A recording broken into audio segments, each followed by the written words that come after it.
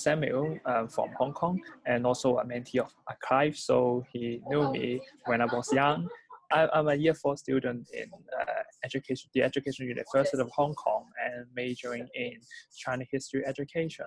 And I'm also a co-founder of a history society called Hong Kong Young Historian Initiative, which is wanted to promote the historical research and to encourage more historians to commit in the public history project. And also I'm a columnist at Hong Kong Economic Journal and Hong Kong Economic Times, which is focusing in public policy commentary. Well, it's interesting because when I was in primary school, obviously Hong Kong school has a library, and I read some books about China history, which is a lot of four works in Chinese to explain a story. So I'm very interested in it. And after I entered the secondary school, I tried to read some classic history book in China history, and it opened my eyes in the history world. And when I studied the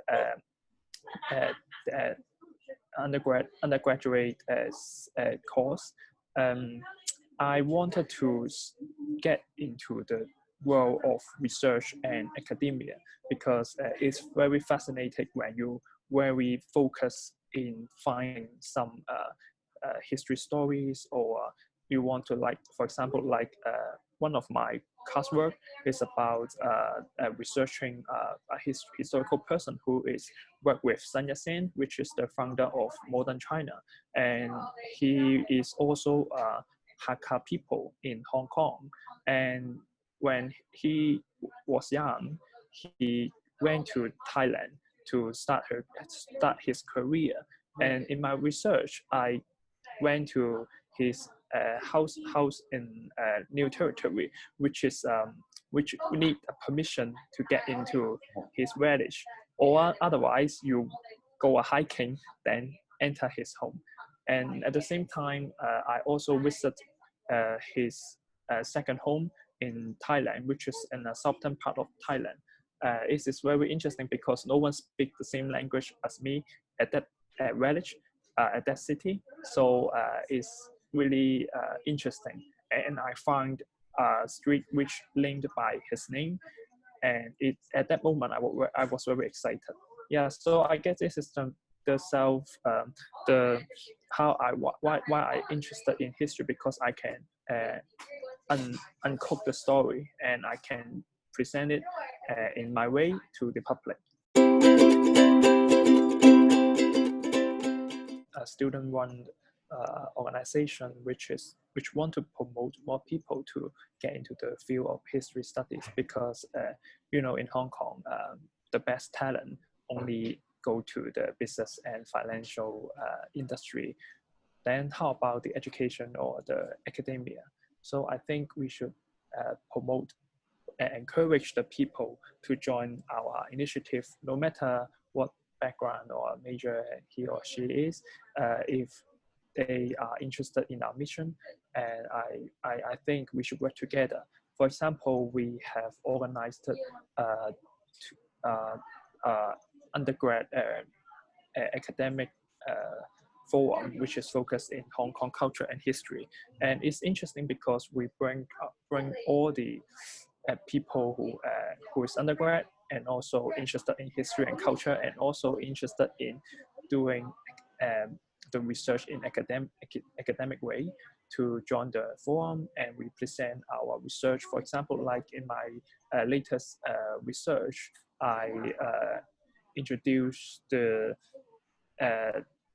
alumni of the University of Hong Kong, which was also people from the Western Malaysia before the Second World War. And it is really interesting because at that time, the University of Hong Kong is the only British-style university in Far East, which is the only way for the Chinese or the citizen of the British Empire to have the undergrad education. And at that time, the people in Malaysia, in Hong Kong, or something, some people in the southern part of China, if they want to enjoy the British style education, they choose HKU. So I think it is really interesting because at that time, HKU as the only university in British style, the elites of in Malaysia, if they wish enough or if they capable to study the university program, they might choose to study in Britain, but most of them choose HKU because it's a bit cheaper compared with the Great Britain, and also and Hong Kong was a was an interesting city at that time. So they choose Hong Kong and choose the University of Hong Kong. The leadership style, because I'm a liberal, if I have a choice, I hope to work with someone who is also passionate in what I'm to. Then I don't have to motivate him or her very hard, because if he or she not into that thing, I'm very hopeless when I have to work with him or her. And if the people, if, because if we want to co-work with someone who is also into a mission or a common value, then we should have self-motivation before we get into the project. Yeah, so this is my leadership style. And if someone is able to self-motivate, I'm very open-minded and love to share what I know to do in the best to work together. It's an interesting question because when I was in secondary school, I have a lot of chance to become a leader or train as a leader, because at that time leadership training was famous, and I got a lot of opportunities. For example, like I was a scout, and I joined a lot of course for achieving the program. And at that time, every team or every project, it needs a leader. And I think I'm not as shy as others, so I choose to be leader, and I can manage the proposal or our works in my way because I'm the leader, and I can decide, okay, I can be the last one to do the work and let other do first. Yeah, because it's called in Cantonese, it's bao dai. Yeah, I can do the rest of the thing. Yeah, and after all, I got talent, and people think that for example, like my history society, my friends are also talented, but they are not that. They haven't explored the situation or how the academia works. Then I got some experience, and I think I can gather the manpower and also the mission and the good hopes for all us. Then I gather the people, and I think I can be someone which is a connector with others.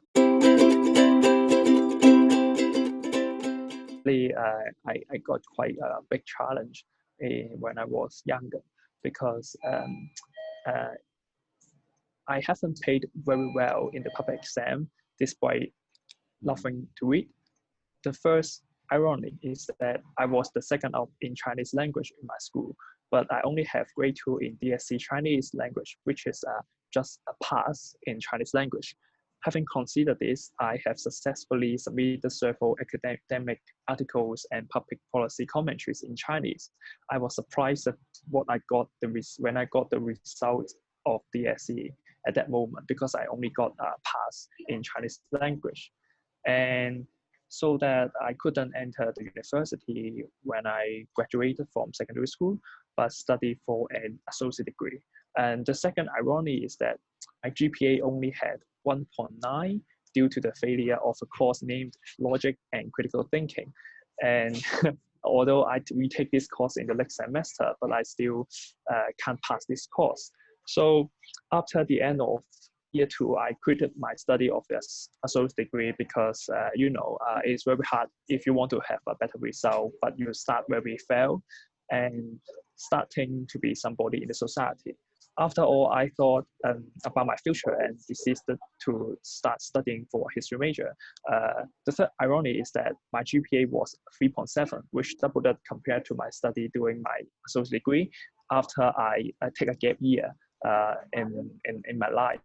So it is interesting that it's quite funny because I think that, or most of my friend or my mentor, like Kai, think that, oh, this Samuel is good at Chinese, or he has the critical thinking and logical thinking. But compared to when you examine my ability with the official system, I got failure by failure. So it's really interesting, and hopefully I come through that part, and I know that it's just one of the record in your life. But if your life is very very successful, then how can you tell something to your grandson or your